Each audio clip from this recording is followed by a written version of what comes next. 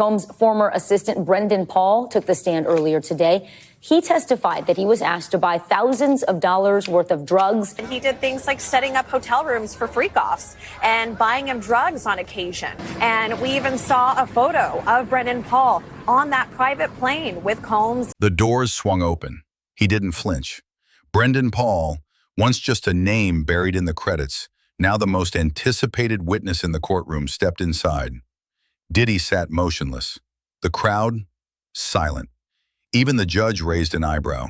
Paul wore no jewelry, no flashy suit, just a black folder and the kind of expression you carry after months of holding back the truth.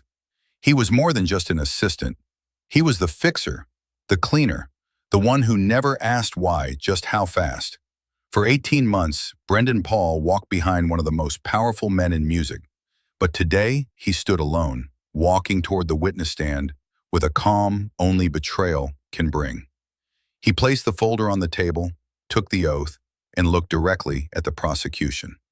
"I was there," he said. "I saw it all." He paused. They called it Wild King Nights. But behind the candles and music, it was chaos. Drugs, girls, instructions, and me bringing everything they asked for. He reached into the folder. "This," he said, holding up a velvet pouch, "was always in the room, every single time." The courtroom didn't move. He had only just begun. The prosecutor nodded, giving him the floor. "What substances were you asked to obtain?" she asked. Brendan didn't hesitate. "Weed, coke, molly, sometimes ketamine, Xanax too." His voice was even, like he'd rehearsed it 1,000 times in his head. He described how it started casually, picking up from a known delivery guy in LA. But quickly, the list grew longer. He was handed burner phones and given names, codes, drop spots. Sometimes, he said, the orders came through Diddy's assistant. Other times, Diddy texted him directly. One text read, "Need that, baby, the good one," red pill emoji. Another, "Gucci bag, you know what to do." Screenshots of the messages appeared on courtroom monitors. He described arriving at 5-star hotels hours before Combs, setting the room temperature, dimming lights, leaving liquor, lube, wipes, towels, and always the velvet pouch. Inside, a rotating mix of substances tailored to whatever vibe the night demanded. "I never asked why. I just did it. Fast, quiet, reliable." And when he'd returned the next morning, the room was wrecked. Mirrors smeared, clothes scattered, champagne bottles on the floor. And in the trash, empty baggies, burnt blunts, foil with powder traces. "How often did this happen?" the prosecutor asked. Brendan stared forward. "Too many times to count." He opened a file in the folder, dozens of hotel receipts, same names, same suite numbers, same minibar charges, different cities. He looked at the jury. "This wasn't random," he said. "This was routine." Gasps echoed around the room. What Brendan was revealing wasn't hearsay. It was logistics. Cold, organized, repetitive. He took a breath. "We called them Wild King Nights." But it wasn't a joke. It was a job. He explained the routine like muscle memory. A text from Diddy, often just a flame emoji or the word "tonight." That was the signal. Brendan would book the hotel suite always under an alias. The same 3 luxury brands, rotating cities, but the setup never changed. You had to make it feel like fantasy, but it was a formula. He'd light candles, position speakers, line up towels in the bathroom, lubricants on the nightstand, bottles of top-shelf liquor arranged by brand, and in the drawer, baby oil, condoms, more than one kind. The women were already chosen, Brendan said, sometimes flown in, sometimes waiting. He wasn't allowed to speak to them, just set the scene, then leave, fast. But he'd seen enough. He described returning hours later to clean, often alone. Furniture overturned, bedsheets stained, glitter on mirrors, and scattered across the floor, stiletto heels, G-strings, cigarette butts, half-smoked joints. The courtroom stayed frozen. He pulled out a printed guest list, names blacked out for protection. "This was LA," he said, "but I have ones from New York, from Miami. They happened everywhere." "And Combs?" the prosecutor asked. Brendan nodded. "Always there, always in control." He opened a new envelope from his folder. Inside Polaroids, time-stamped, labeled by hotel room.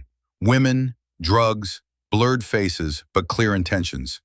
The photos were passed to the jury. "You can call it what you want," Brendan said quietly.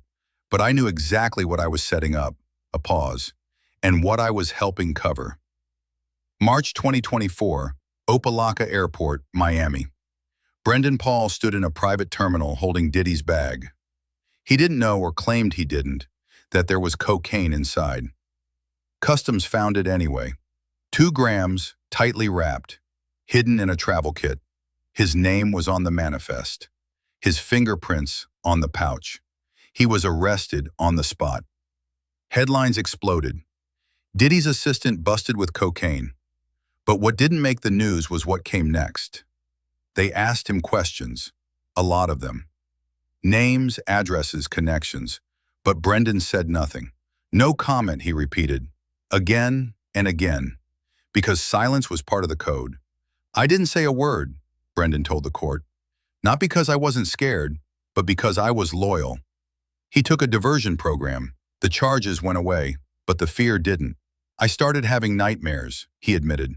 "One night I dreamed I woke up in a hotel room, and I couldn't breathe. The windows were blacked out. I couldn't find the door." Every text from Diddy felt heavier. Every trip, every pouch, every night, he started seeing it differently. And when federal agents came knocking again in early 2025, this time with an offer of immunity, he said yes. "I knew it would destroy everything," he said. Pause. "But it was the first time I'd chosen my own voice." He leaned forward, voice steady. "I kept records," Brendan said. "Not to expose anyone at first, just to survive. To protect myself if it ever went sideways." He opened a second folder. Inside, spreadsheets, text printouts, flight logs, encrypted messages, dates, times, hotels, names, some blurred, some not. The prosecutor held up a laminated sheet. "Can you confirm this?" Brendan nodded. "That's a schedule. For a weekend in Miami, every room, every name, every delivery." The gallery stirred. He flipped through page after page. One showed a payment from a shell company to a high-end escort agency. Another, a DoorDash receipt for liquor, ice, and condoms, ordered to a penthouse under an alias. But then came the real punch, a voice memo. Brendan had secretly recorded a call. Diddy's voice, distorted but clear. "Get the stuff, not the weak sh. You know the red bottle. And don't forget the pouch." The courtroom froze. "This wasn't about a one-time thing," Brendan continued. "This was a system, and I helped run it." He referenced specific nights. April 12th, 2023, NYC, the Mercer Hotel. July 19th, Chateau Marmont. October 8th, Atlanta. Each entry had the same markers, same items, same guests, same ending. He even produced a security deposit dispute with a luxury hotel. $3,200 charged for damaged furniture and biohazard cleaning.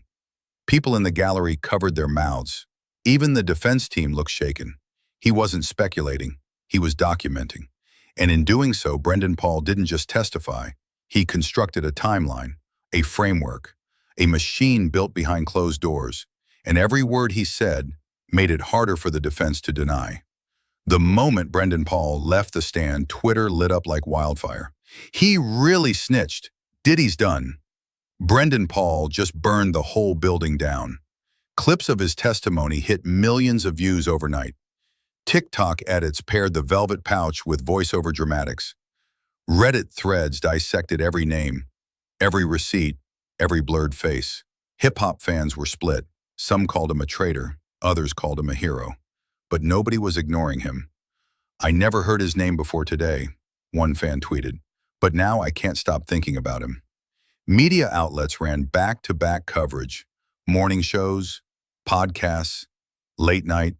Everyone had an opinion, and everyone wanted to know, was Diddy finally cornered? Meanwhile, Diddy's team stayed silent. No statement, no denial. Just a lawyer walking briskly past cameras with "no comment" on repeat. And for those still protecting secrets in the shadows, Time's up. If this shook you, subscribe. The truth isn't done speaking yet.